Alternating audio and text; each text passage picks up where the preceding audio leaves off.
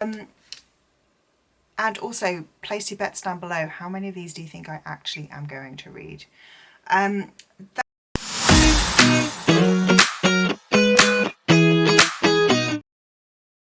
Hello, welcome back to another video and welcome to autumn or fall, wherever you are. So this is my autumn TBR. So this is a list of 12 books that I would like to read this autumn, which is like September, October, November. And I've kind of split them into vaguely different themes of what kind of books I like to read in this season. So let's just get straight into it. So the first kind of category of books that I like to read in autumn is thrillers. I love them, but in autumn I like my thrillers to be kind of mysterious, have a kind of creepy gothic element. So these are 3 good ones. So I've got Daisy Darker by Alice Feeney. I am so hyped by this book. So this is a When We Were None retelling, set on an island off the coast of Cornwall. I've just last week done like a little tour of the coast of Cornwall, and I am very excited to get to this one. This is actually a special edition that I got last year when I was also in Cornwall, and I just think this edition is absolutely stunning. It's so beautiful with the foiling, the flowers are all foiled, and I think it's gorgeous. The next book on my thriller section is The Skeleton Key by Erin Kelly. So this is a book which I have wanted to read for, well, over a year. Tandem worked on it last year and I should have read it then, but I didn't. This is a story about this man who wrote a book which had like a kind of hunt quest kind of thing within it, where you could find pieces of this person, of this skeleton throughout, and every part of the skeleton was found. They were all solid gold. Every part of the skeleton was found except her one bone, I think her femur bone or something. And now, however many years later, the author has come back and given one final clue. So you've got people coming out of the woodwork, like doing these, like, who are really, really super keen and actually are willing to go to all kind of lengths to find this piece, this bone. It sounds like it's going to be super fun. It sounds like it's going to be kind of creepy. I am very excited. The third book on the thriller pile is slightly different. It's not quite got so much of a kind of gothic, creepy atmosphere. That is The Paris Apartment by Lucy Foley. I loved The Hunting Party and The Guest List by Lucy Foley, and I'm very excited to get to The Paris Apartment. I've heard that this one is a little bit different to her others, and a lot of people haven't liked it quite as much as the other two, so that's been kind of one of the reasons why I've put it off for so long.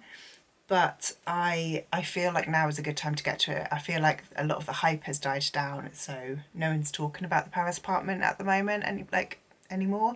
So I feel like if I read it now, it should be good. I shouldn't have too much kind of hype spoiling my impressions of it.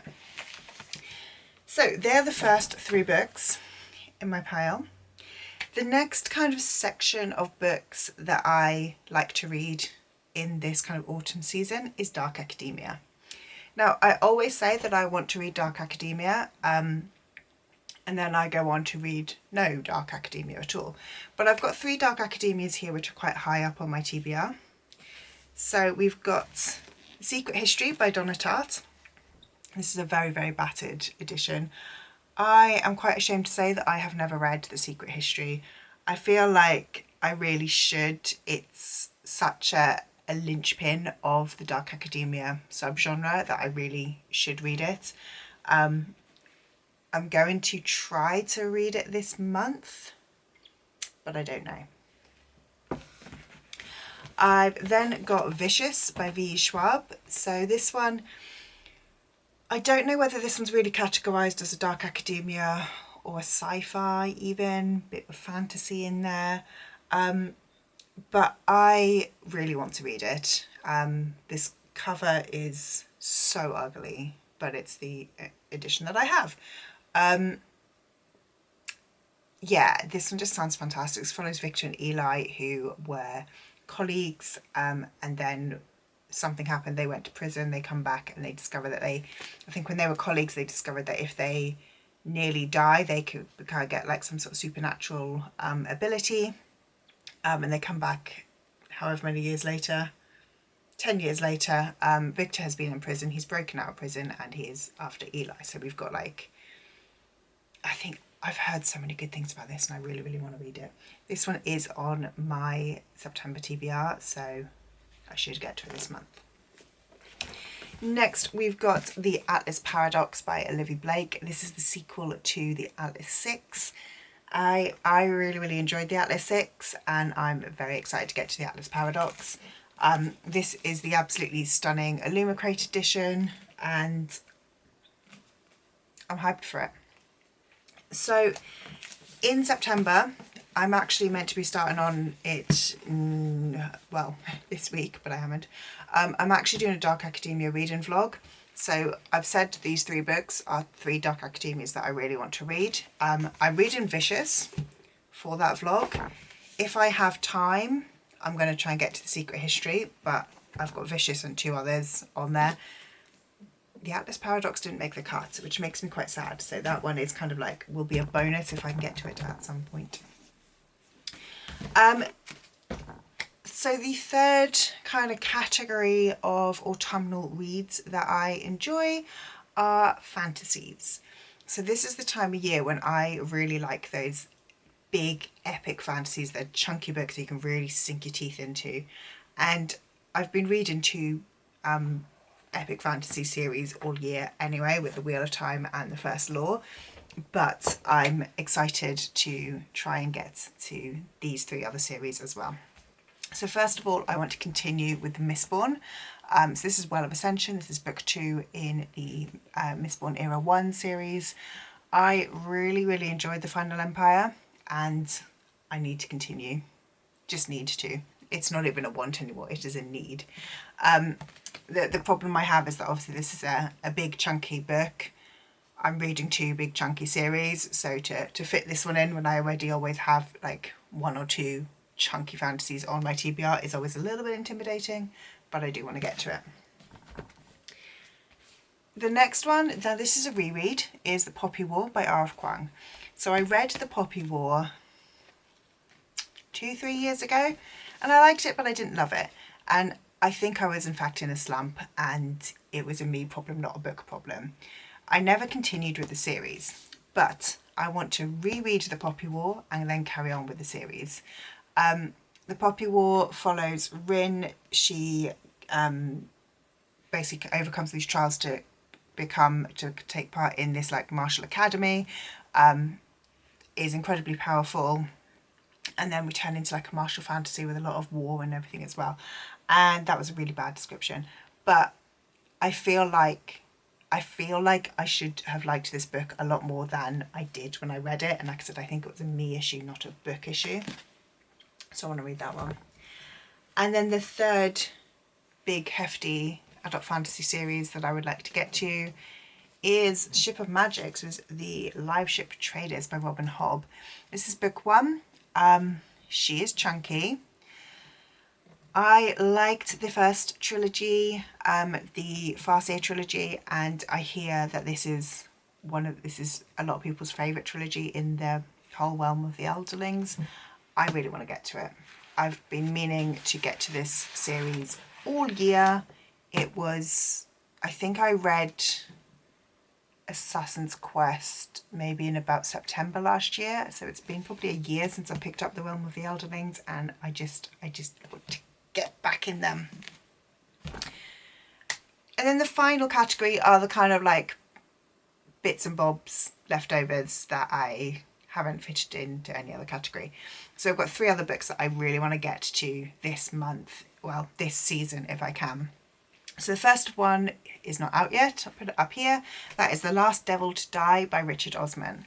This is book 4 in the Thursday Murder Club series, and honestly I am so hyped. I have loved all of the Thursday Murder Club books. I think Last Devil to Die will be no exception. It will be a 5-star. Like there's no two ways about it. It's going to be a 5-star. It will make me cry. I don't expect Richard Osman to pull his punches. I expect that there's going to be some very sad scenes towards the end, and I don't know if I'm ready for it, but I really want to read it.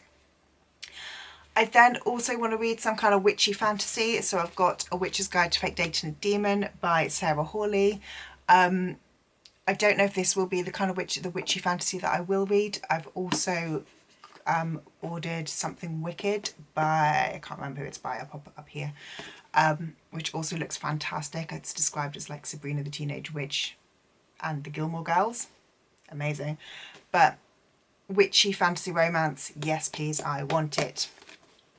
And then the final book that I would like to read this season is the only spooky book on my list, which is The Last House on Needless Street by Katrina Ward. Everybody and their dog has been telling me to read The Last House on Needless Street, and everyone who's read it seems to have loved it. So I really want to get to this one. I am nervous. I don't like horror. I don't like creepiness and like psychological thrillers. So I've seen a few interviews with Katrina Ward. We've worked at Tandem. We've worked with Katrina Ward quite a few times. And some of the stories that she tells, I'm like, ha, your books are going to scare me. But I really, really want to read this one. So this one is very, very high on my TBR, particularly for October. Right, I need to go and get my food before it's burned. So this is my August stack. Can I pick them all up and fit them in a frame? Just about. Let me know, do you think I will read any of these? Are there any that I should prioritise, or that you think are a bit crap? And also, place your bets down below. How many of these do you think I actually am going to read? That is it for today's video. If you like this video, please leave me a like, subscribe down below, and I will see you in the next one.